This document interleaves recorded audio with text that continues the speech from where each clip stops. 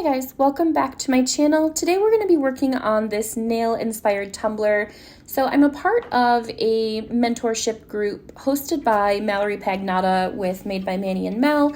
And in this month's challenge, we were asked to find some sort of nail art that inspired us and replicate that design on a tumbler. So I had just shown you the nail inspiration that I was working off of, and now I'm going to show you how to accomplish that design. So we're going to be working on a couple of things. So first, we're going to be working on how to do the Tack method. Second, how to accomplish a peekaboo. And then third, we're going to work on our ombre skills.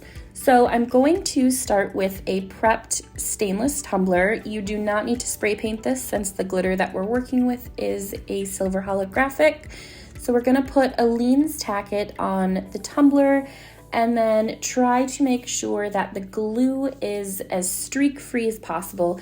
If it's not streak-free, that's going to translate through the glitter. You're going to see that with the epoxy over top of that glitter. So just make sure that's as smooth as you can get it. Once you've got the glitter applied and smoothed down, you can hit that with your heat gun until that glue is completely clear.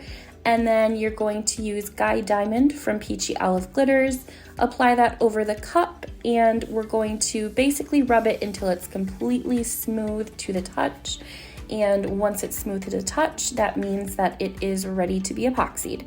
So once the glitter is fully cured with epoxy, I am going to use my template from madebymannyandmel.com.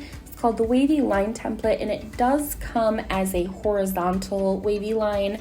I just rotated that in Cricut Design Space and measured the height of my tumbler and then widened it just a little bit. I'll put the measurements for the width as well as the height for the 20-ounce skinny in the description box with all of my products and discount codes. And once I've got the measurements set correctly, I'm going to use this Stencil Vinyl. I'll link that in the description with everything else. And we're going to basically lay this down, but not in a perfectly separate space, maybe that's the word I'm looking for, pattern, because the nail design inspiration that I'm working off of was not perfectly spaced. So I want to cut my wavy lines in two separate sizes. So one's a little bit thicker and then they're spaced just a little bit offset from one another. So once I've got that applied, I'm going to use my spray paint, and you want to get a really good ombre spray paint base. That's going to set you up for success for the glitter ombre that you're going to be working on. I use Iron Lac neons from Hobby Lobby. They're about $6 a can. They're very opaque. They have great coverage, and you don't have to spray paint the base white to get that extra pop of neon color. So I love them. I'll link those as well. And they don't clog. If you guys have used spray paint like within the last year, especially Rust-Oleum, a lot of it tends to clog, and I don't know why. So I've been testing out spray paints, and this seems to work great. I don't get any clogging or anything like that. So 10 out of 10 recommend that. And then once I've got my spray paint applied and it's completely dry to the touch, I am going to go over it with just a tiny little bit of epoxy. I didn't cover the stencil vinyl. It wasn't necessary. You don't need to waste glitter. And then we're going to go in with this Chase Ray 2.0 neon glitter pack. I do have a discount code with Chase Ray as well. That is MMC15 for 15% off. And I'm going to start in the center. So I want to make sure that I'm getting really good blends on both the top and the bottom. So the way that I make sure to accomplish that is to basically start in the center and cascade my glitter down and then up. So if there are any accidents where you are too heavy-handed on your glitters, it's basically going to stop at like the center point and it won't ruin the rest of the cup. It would be salvageable. If you don't have the greatest ombre skills, it's super helpful to start in the center. So we're basically going to lay down our rough draft first, and what I mean by that is angling your tumbler at about a 45-degree angle and lightly applying that glitter. You don't want full coverage at this point because we're going to go back through and fill in all the gappings, but we want to give the glitter a chance to be able to blend on its own. If you're putting full coverage on your tumbler right from the get-go and there are any mistakes or anything like that, there's not going to be any epoxy left unglittered, if that makes sense, to be able to recoat the glitter and kind of obtain that finer blend. So we're just going to go over it lightly on this first pass, and then once I've gone through and basically gotten that roadmap laid out, we're going to go back through and we're going to re-glitter everything that we had just done, making sure that on the first pass we're tapping off all of that excess glitter so it's not sticking on the cup, you're not going to get any cross-contamination, anything like that. And then on the second pass we're going to give that full coverage, and you shouldn't have any stray glitters really because most of the epoxy is going to be used up with that first pass, if that makes sense at all.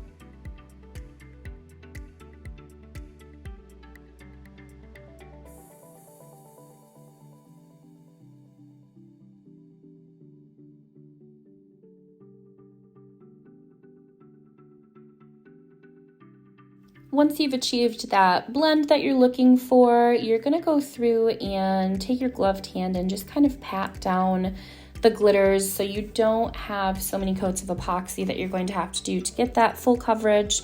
Because this is a mini chunky, it's still very pokey if you don't lay it down, and you don't want a super thick cup. So I just go and tap around. I try to work from lightest to darkest, and I just use my glove.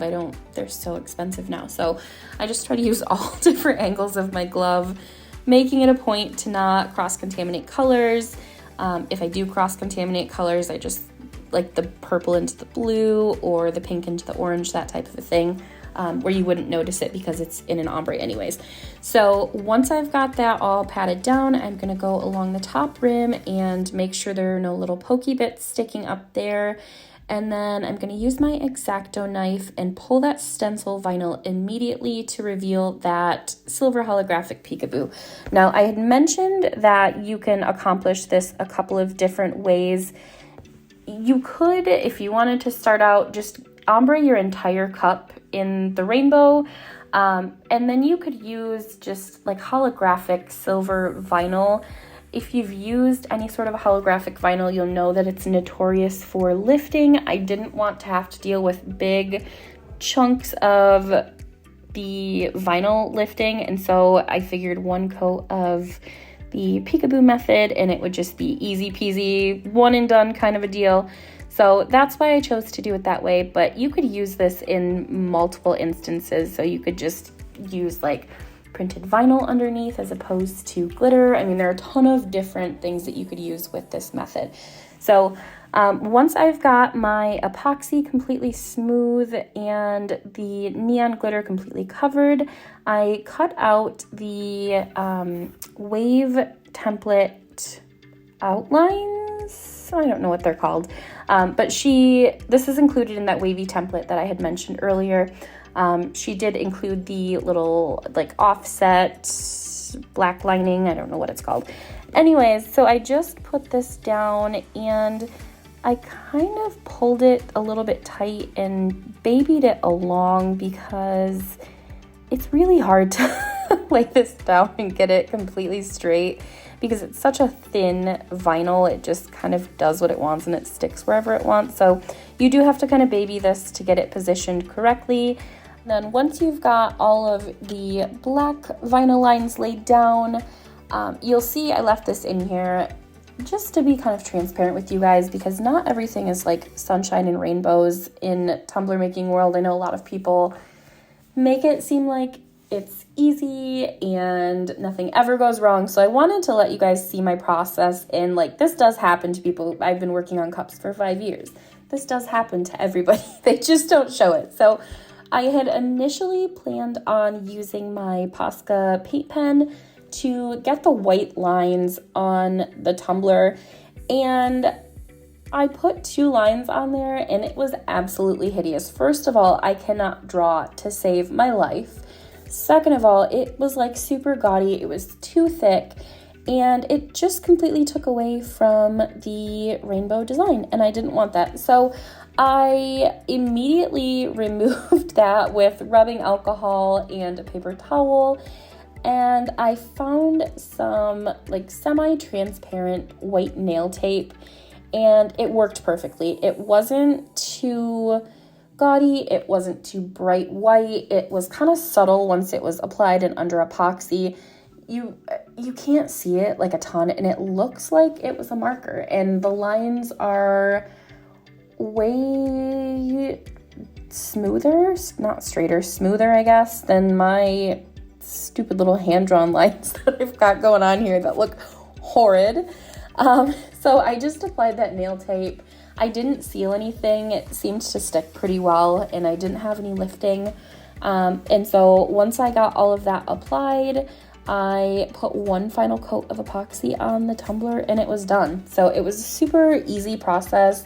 I avoided this until the very last second because I thought it was going to take forever, and it didn't. So if you are putting something off, moral of the story, just do it. It's probably not as hard as you're making it seem. So I am done showing you guys how to do this design, and don't forget to like and subscribe. Let me know what you thought in the comments. I'd love to see what you guys do with this template, and I will see you guys next weekend.